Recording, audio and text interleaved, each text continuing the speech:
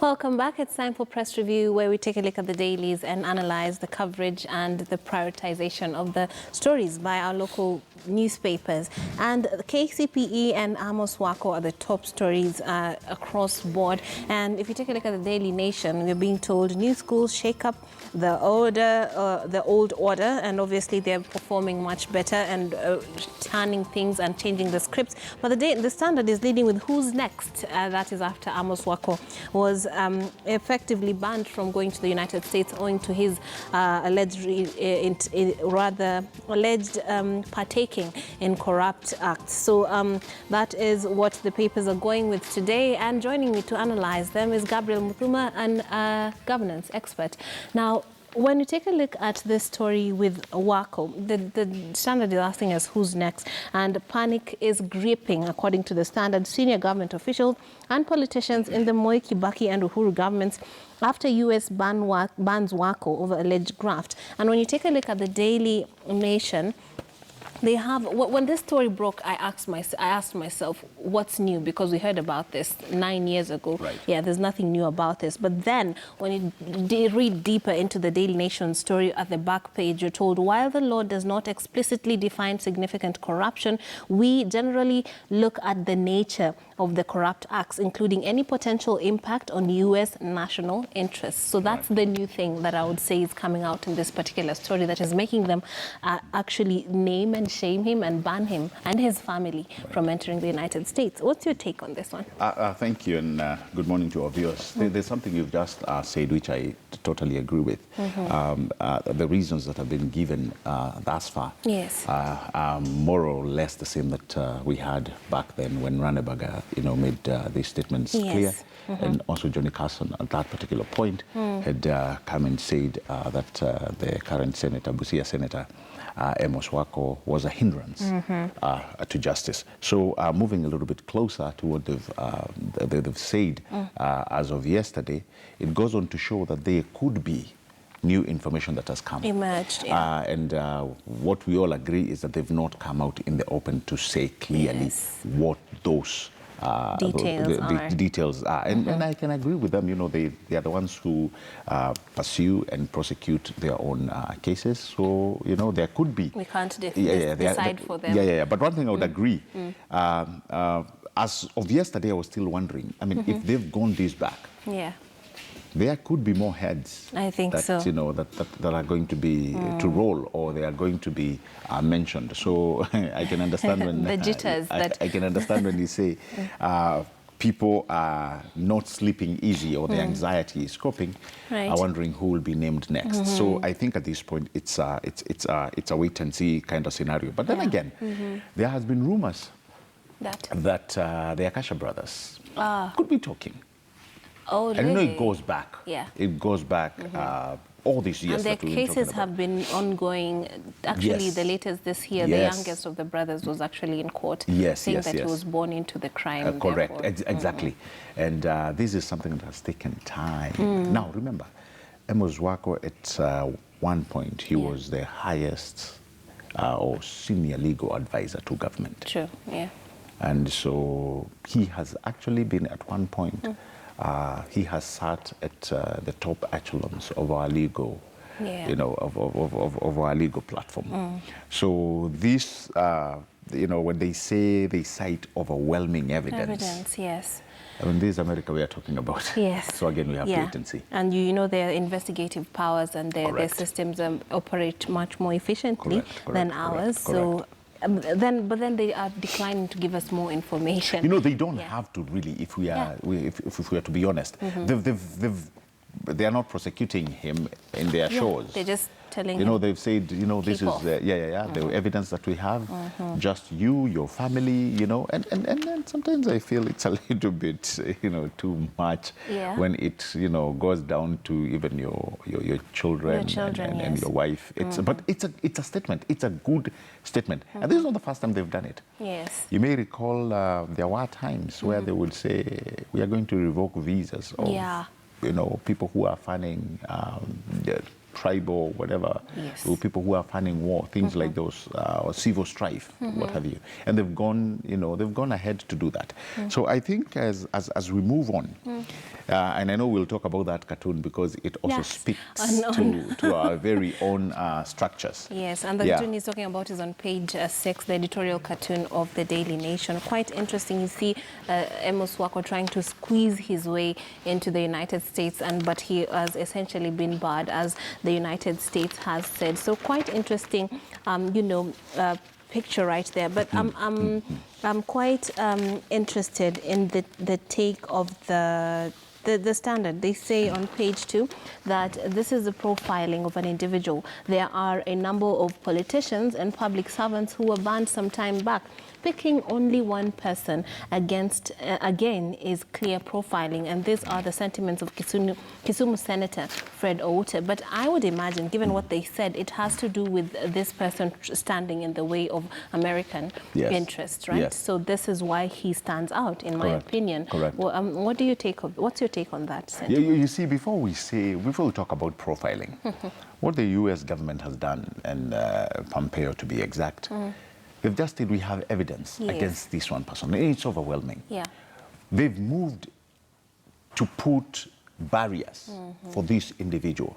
We do not know what more they know about any other politician. Yes. But I would bet and guess we may hear, of more. Yeah. Coming out. And now that there's rumored that they've been working with the EACC and the DPP, we can only expect, we can only expect more. And then when you talk about Amos Wako, you are also reaching to the former administrations. You're looking at the Moi government, you're looking at the Kibaki government, and you're now looking currently at the Uhuru's administration. Yes. So I think it's a little bit disingenuous at this point to start saying there's profiling. Yes, he's being targeted. Yet they are telling you they've already, settled on this one. And by the way, let's not forget, we had our own chicken gate. Yes, we did. The people who were taken to court on chicken gate, they have, we don't know what happened to those cases. In the UK, they served their time and they are coming out of prison.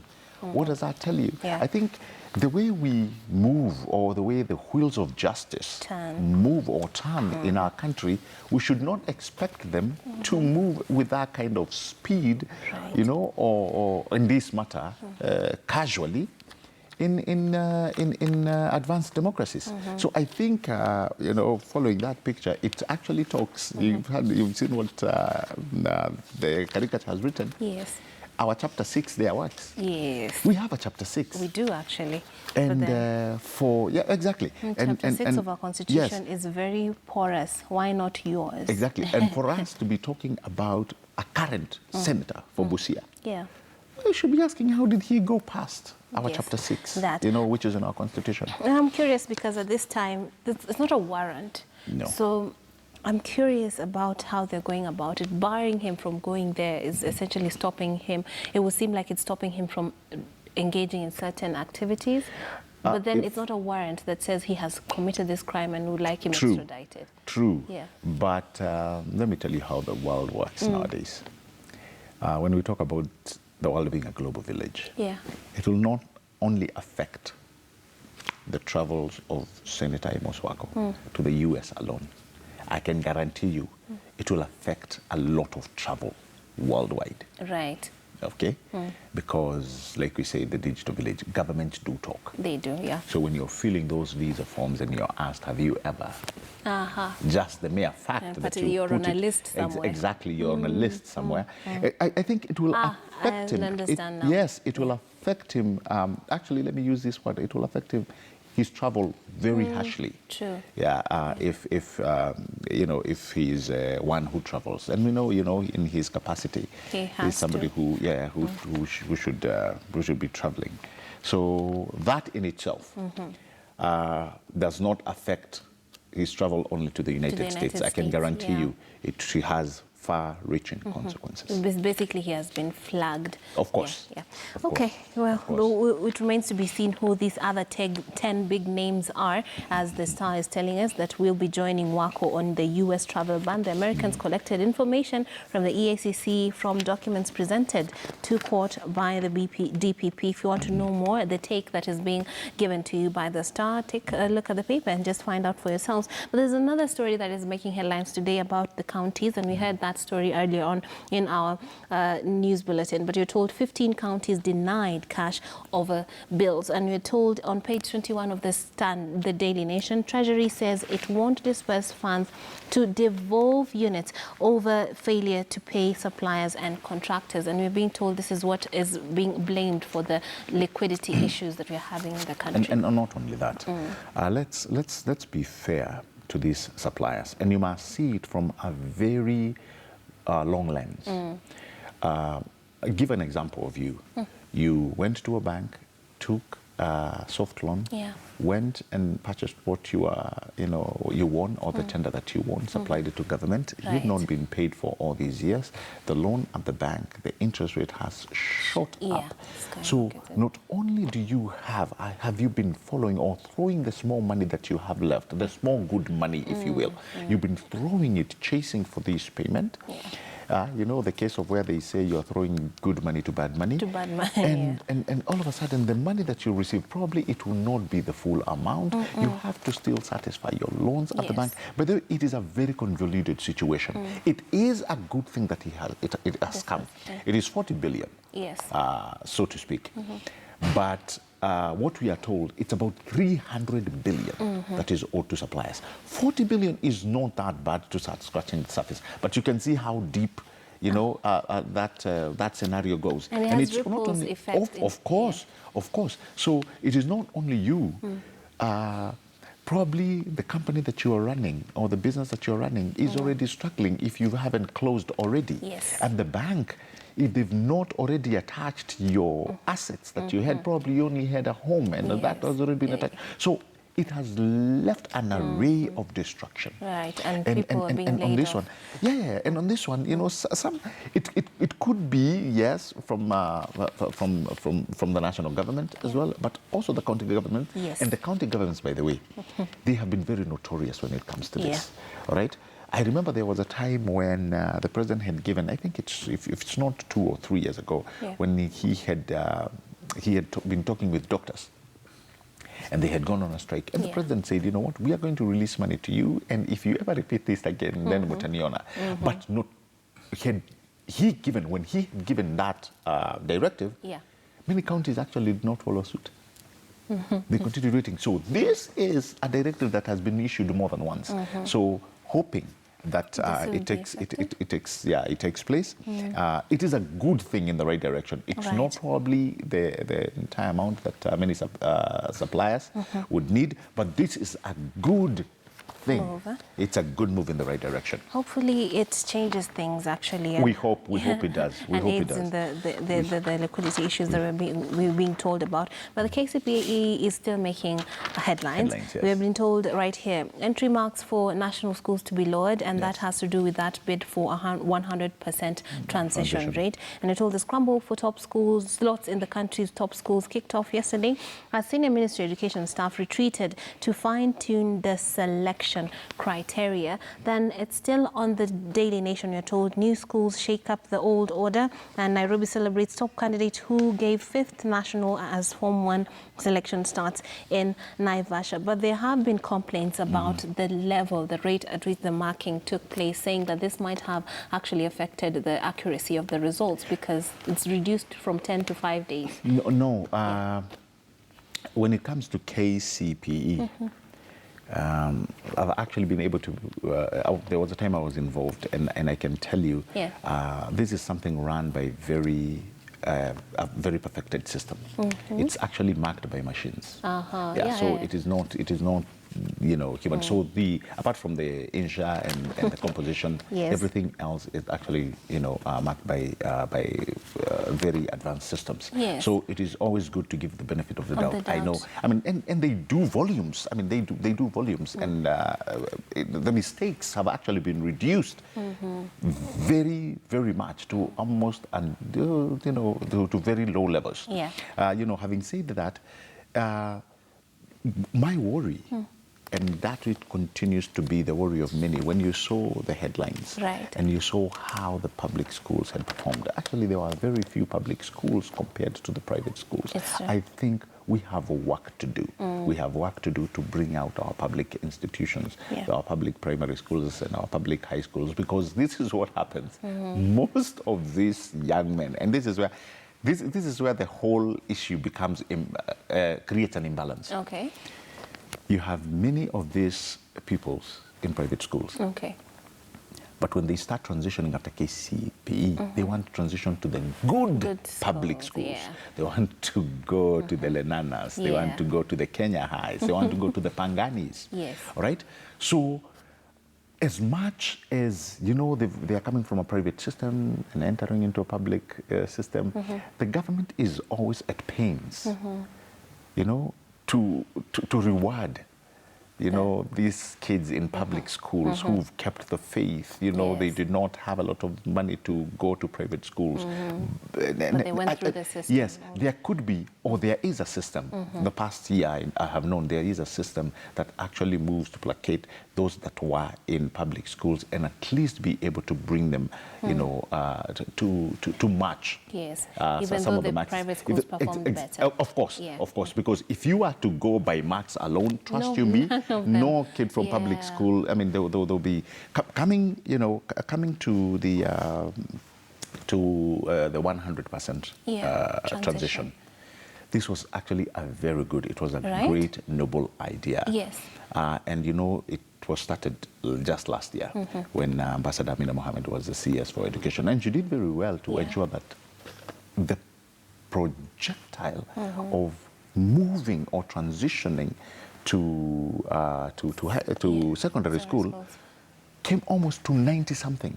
It came very close to 100. So it was a major success. I am also wishing, the current CS Magoha, the very same success that they are able to bring in, so that we do not have children that are left aside, or are left on the wayside, and not many that will go, to struggle. The other thing which I know will come into play, which is where I think the government will also try and do their best to allay the fears, is we have 700 positions in the country. That means out of the 1 million, you're going to have 300 struggling to get placement. What will happen is, it will continue, those institutions will continue getting cramped. So what does that tell us? It tells us that we must expand our secondary schools, our academic institutions. We must expand that capacity so that we are able to ensure that everybody makes a smooth transition. Absolutely. And another story that has been making headlines lately is air travel, and Silverstone has come under the you don't make me laugh. Has come under the spotlight, and we're being told on the Business Daily that embattled low-cost carrier Silverstone Air is set to send home its pilots and crew members after the Kenya Civil Aviation Authority last week suspended its fleet from fleet of Dash 8 from flying for 7 days over safety concerns. And we've heard about those safety concerns. It's really worrying. It was actually true ruling, and many people are saying it's just now a serious accident looking for a place to happen. Yes. And you may recall you saw all the incidents. And you guys are close, actually, because the airport is just a stone throw away from here. The thing that has come out quite clearly is that I know people have taken a lot of mistrust at one point with KCPE, the Civil Aviation Authority, and I think they've just moved into to allay those fears, and probably they've gone in to check on the service of this particular airline, and they found it wanting. So it is good it has happened, at this point. The only unfortunate thing is the job losses. Yeah, you know, losses. I'm just praying they will be able to be taken in by other airlines. Right, you know. and I know Kenyans want to fly. Yes. It's effective. I mean, you know, traveling to some parts of Western Kenya, Yes. I always say, takes the same 12 hours it would take you from Addis Ababa to China. Yes. 12 hours. Wow. So imagine. You can imagine. So, yeah, if they get into a bus going to some areas in the province, right. it would actually take the same time someone would get into an airplane to go all the way Correct. to Beijing, China. Correct. So the bid to have more people traveling by air is a good one. It is actually, and even Silverstone, what they yes. had offered was very good. You know, it was quite an economic, right. and it and not just for to go and enjoy yourself, but just for actual economic pursuits or work and what have you. And in fact, I flew it. I remember one time I flew it out of Wilson to Diani. Yeah. To me, it was an excellent flight. Okay. It was quite okay. But like what you've put it, it's actually very right to say that many people had come to enjoy. It opened new local routes, and people were able to travel, and it was quite economical, it was quite affordable to so many people. So I feel like this should be a way to make it available for everyone and affordable without risking our lives. That is true. That is true. And if their safety record, you know, is proven to have improved, I think we pray that they come back. I mean, losing all those jobs, you're talking about pilots, you're talking about crew, you're talking about engineers. Yes. It's not good. So we need to figure, I feel like somebody needs to figure, if not Silverstone, somebody needs to figure out how to tap into this market without actually putting our lives at risk, because air travel is more, in today's world, air travel is quite important. Oh, it's quite important. Yeah, it's quite important, and we need to fine-tune it without worrying that we'll drop out of the skies. Now, I'm looking for a paper that you actually have, so that I don't, we don't analyze a story that you are not familiar with. And let's take a look at the standard. We are having here the president. This is a story that has cut across, I think, all papers. We're told about public burning. Yes. The president actually set alight yesterday, presided over the destruction of 8,700 illegal firearms and 366,000 pieces of assorted ammunition at the General Service Unit Magadi Field Training Campus in Kajiado County. The president said the government was committed to ensuring citizen safety by seizing all weapons that were in the wrong hands. And we know, especially when you talk about banditry, this is an area of concern. It might not, well, in some other areas, urban areas also, with crime rates up, it's also a concern. But particularly with banditry in the north, this is a concern. What's your take, or how would you react to this? First of all, you know, this exercise was when the government put up the structures to start this exercise. You remember it was the CS Interior Matiang'i who actually was charged to ensure that this exercise, you know, was done. And it did not only start with the cattle, I call it, you know, the cattle rustling areas. We also had, you saw the kind of exercise that they did on the holders of civilian firearms. Yes. That exercise, you know, at the beginning, it was receiving resistance. But when people understood what it was, you know, they opened up to it. And this exercise has actually been able to mop up a lot of civilian unlicensed firearms from individuals who probably at one point or the other were not keeping up to the rules and the regulations that were required to actually own a firearm. When you talk about this banditry, and then, you know, this is a very major issue, mainly in our northern areas. What people don't understand is that if you do not have a very good plan and a very good mechanism of ensuring, you know, not only disarmament, but also knowing who has what. These are the same firearms and guns that come to our major cities. Exactly. All right? So I think that, totally. Remember, we are surrounded by nations that had major issues on the proliferation of small arms. That's a good point, actually. They would come in from our northern, you know, and eastern, you know, eastern borders. They would come into the country, and I mean, you would go to places that we were told. You remember, at one point, you were told easily when you go to Italy, you can get a gun, you know, a firearm for 5,000 shillings. Because as this nation stabilizes, exactly. Exactly. What do we do with this? Totally. Trade, exactly. So people start trading them, start trading them out. So it is a very good exercise, and you know, I hope and I pray that it continues. Absolutely. Thank you very much. That is Gabriel Muthuma, a governance expert, giving us his take on the prioritizations of stories by the Kenyan press. Take a look at the dailies and get yourself informed today. But we take a short break. When we come back, we'll be teaming up with Vibes Radio. Today, we're talking about stalled projects, a conversation that we started yesterday, going to follow through, and I'll be encouraging you to contribute, call in, and we'll be taking your calls and sampling your views as we go on with that discussion. Do not go too far. This is Morning Express. Thank you so much.